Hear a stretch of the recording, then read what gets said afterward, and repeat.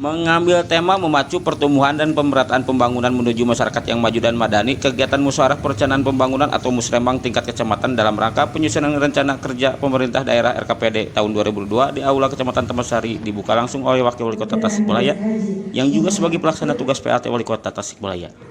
Rabu 3 Februari 2021. Enjang dan Galih, Fokus Pemkota Tasikmalaya melaporkan. Kesehatan dari LH ya menjadi Sampis.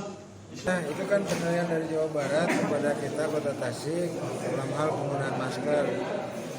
Artinya bahwa tingkat disiplin masyarakat dalam penggunaan masker masih rendah. Dan saya sudah minta para camat, lurah bisa melakukan sosialisasi pada RT RW untuk terus bagaimana mereka bersosialisasi dalam hal penggunaan masker.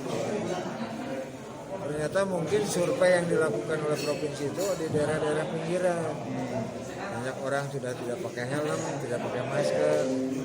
Itulah mungkin karena di tingkat di kota, di tempat-tempat keramaian kota itu rata-rata orang tidak menggunakan masker. Jarang lah di kota. Tapi di daerah pinggiran kan masih ada. Tapi kan artinya tidak optimal operasi selama ini?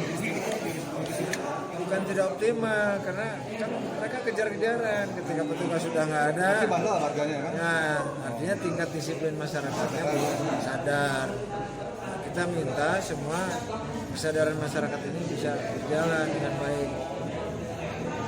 Sosialisasi jangan berhenti, intinya gitu. Ulah bosan lah mengingatkan pada masyarakat untuk bagaimana mereka menggunakan masker yang baik.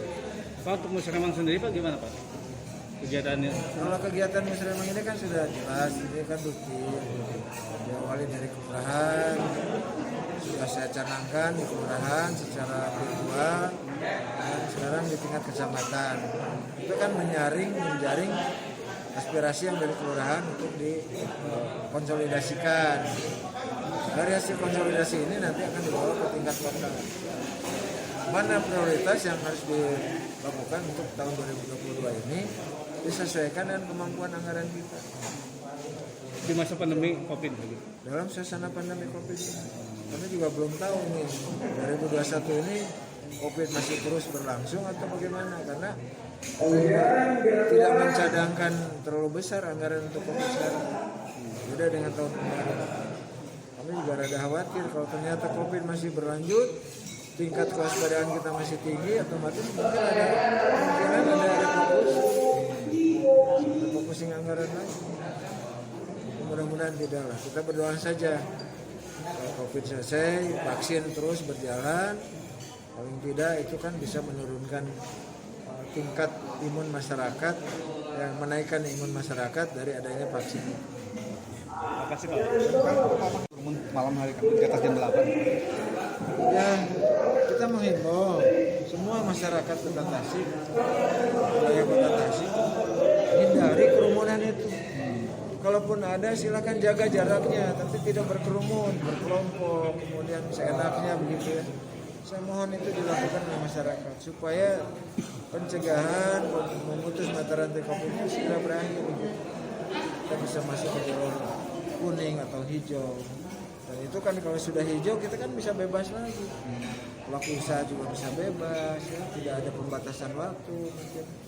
Nah, sekarang kan mau tidak mau ada keputusan gubernur, ada edaran gubernur, termasuk Mendagri dalamnya yang begitu ketat. Pelaku usaha ya dibatasi sampai jam 8. Kemarin jam 7, sekarang naik jam 8. Nah setelah jam 8 tolong berhenti gitu. Mereka kan sekarang boleh, kalau kemarin kan pelaku usaha harus take away, kan, pesan. Sekarang boleh, tapi kapasitas 25%. 25% boleh dia melakukan kegiatan di dalam itu, tapi 25%. Jadi sekarang dalam edaran kita ini termasuk di situ ada petunjuk teknis, bagaimana pengunjung, bagaimana pengelola, bagaimana pekerja. Mereka harus seperti apa mereka melakukan kegiatan itu. Itu sudah kita lakukan dalam edaran. Kan tadi akan mengatakan bahwa di Jogja kan lebih tertib ya dibanding Tasik, itu jam 8 sudah mati. Ya. Gimana tanggapan Jogja Tasik dibanding kemarin? Ya, artinya masyarakat Jogja kan sudah begitu disiplin bagi itu. Kalau kemarin juga sama, Jogja juga dengan kita kan zona merah. Jadi ketika zona merah dia wali kotanya melakukan aktivitas yang begitu hebat. Sekarang kehidupan malam di Jogja sangat sepi. Malioboro saja sekarang jam 8 sudah tidak ada kehidupan. Semua tutup, pelaku usahanya semua tutup. Kalau seperti itu kan masyarakat yang berkunjung ke sana juga mau belanja apa? Kaki limanya juga sudah nggak ada. Nah, kita harapkan juga Tasik bisa seperti itu. Jadi tolong media juga bisa membantu kami lah untuk bagaimana masyarakat ini bisa melakukan hal itu. Kami kemarin 3M, sekarang tambah 5M ya. 4M-nya ya lamun baru gigi, lamun ntar kumaha. Kalau berdoa mah selalu kan kita setiap saat kita berdoa lah COVID-nya bisa selesai. Terkait dengan ini Pak, dengan pembangunan masalah sampah, Ya. masalah kebersihan itu, kenapa di setiap kelurahan itu tidak dianggarkan untuk tong sampah misalkan di Anggarannya juga. Ya, kelurahan juga mendapatkan bantuan tong sampah ada gitu. Ya cuman pemanfaatannya mereka tuh lakukan dan baik atau tidak. Ya, sebetulnya ada semuanya sudah terprogram. Hanya tinggal tingkat kedisiplinan masyarakat. Kadang-kadang mereka buang sampah tidak melalui tempat sampah, dialungkan sisi jalan. Taman Sari itu kan tempat pembuangan sampah untuk para rubuh kan. Iya. Sampai dibuatkan spanduk oleh pemilik tanahnya tuh. Mohon kata-kata kotor lah. Tinggal disiplin masyarakat aja. Kalau buang sampah ya ke tempat sampah, bukan di pinggir jalan. Tapi kan saya lihat itu skala pantauan semata itu ada Pak tong sampah itu di seperti pinggir jalan. Kan ada TPS Pak, tempat pembuangan sampah sementara. Itu dibuatkan oleh LH gitu ya. Nah, cuman TPS itu kan tidak setiap saat berapa meter ada TPS, kan ada tempat-tempat khusus. Kemudian di kelurahan juga sudah diberikan kan roda sampah untuk RW semuanya sudah dibagikan semuanya. Tinggal pemanfaatannya oleh mereka.